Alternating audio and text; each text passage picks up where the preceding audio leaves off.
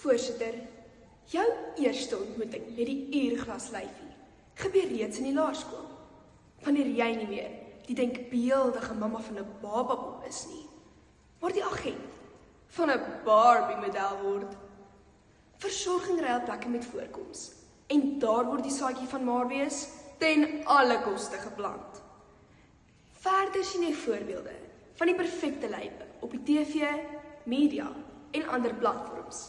En daar begin die ongesonde, onrealistiese stryd om ten alle koste maar te word.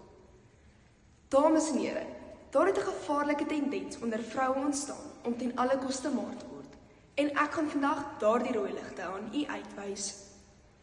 Eerstens, ontwikkel veral tienermeisies anoreksie in die poging om maar te word. Hulle sal reeds uitgeteer en siek wees. Dan sal hulle steeds nie maar genoeg wees in hulle eie oë nie. In die Mayo Clinic Family Health Book, saamgestel deur internis Dr. Scott Linden, verbonde aan die Mayo Clinic in Rochester, Minnesota, word anorexia nervosa 'n eetversteuring baie mooi verduidelik. Wat my egter getref het van hierdie versteuring, is dat anoreksie veranderinge in die brein veroorsaak en dat persone met anoreksie meer geneig is om selfmoord te pleeg. U moet met my saamstem dat hierdie eetversteuring, gebore uit die tendens om ten alle koste maar te word, baie gevaarlik is. Ek het al foto's gesien van meisies met anoreksie en sal daardie prentjie van 'n geraamte met 'n vel om nooit kan vergeet nie. Tweedens, het daar 'n gewilde tendens ontstaan om 'n maagontleidingsoperasie te laat doen. 'n Tannie wat ek ken, het dit laat doen en die vetjies het baie vinnig weggesmelt. Maar hoe veilig is dit regtig?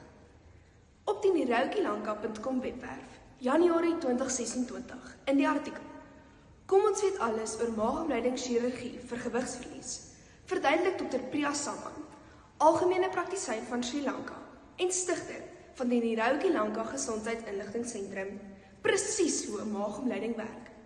Maar sy noem ook die risiko's: wondinfeksie, spysverteringsprobleme, maagsere, bloeding en ook hartaanvalle word in hierdie artikel genoem.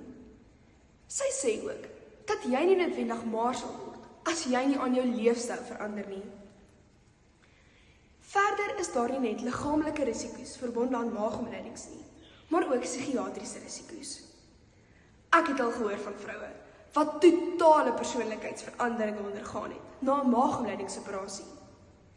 Hierdie beweringe word gestaaf in die artikel Psychiatric Complications of Bariatric Surgery van 17 Mei 2024 op die PubMed webblad. Algemene psigiatriese probleme sluit depressie en angs in, volgens Dr. Caroline Becerra van Tucson, Arizona. My vraag is, hoe weet jy voor die tyd dat hierdie gevare jou nie gaan inhaal as jy vir 'n maagontleiding gaan nie? En laastens, kom ons by die nuutste maarmaak foefie en 'n baie bekende middel onder Hollywoodsterre, Ozempic. Ozempic-inspuitings is eintlik ontwikkel om diabetes te behandel. Ek het egter nie geweet dat soveel filmsterre, sangers en bekendes aan diabetes ly nie. Bekendes wat ons normale gewone meisies beter oor onsself laat voel het nou skielik maar geword in 'n rekordtyd. Die ergste vir my is Meghan Trainor, wat bekendheid verwerf het met die lied All About the Bass. Almal het geweet die bass was beslis nie van 'n cello of gitaar nie. Al wat ek weet is dat Meghan beslis nie meer 'n baas het nie. So maar het sy geword van Ozempic. Mense redeneer dat Ozempic tog onskuldig kan wees, maar helaas is daar gevare. En daardie gevare plaas die vervaardigers van Ozempic self op hulle webblad, ozempic.com, Important Safety Information. Daar noem die maatskappy self die neeweffekte: ontsteking van pankreas, skildklierkanker en probleme met visie en niere. Hierdie inligting is saamgestel deur Novo Nordisk, 'n Deense farmakologiese maatskappy wat hulle toespits op die behandeling van diabetes.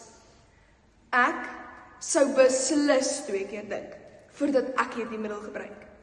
Want hoe kan iemand wat 'n goeie gesondheid geniet, hierdie tendens begin volg, as daar soveel gevare en neeweffekte kan wees?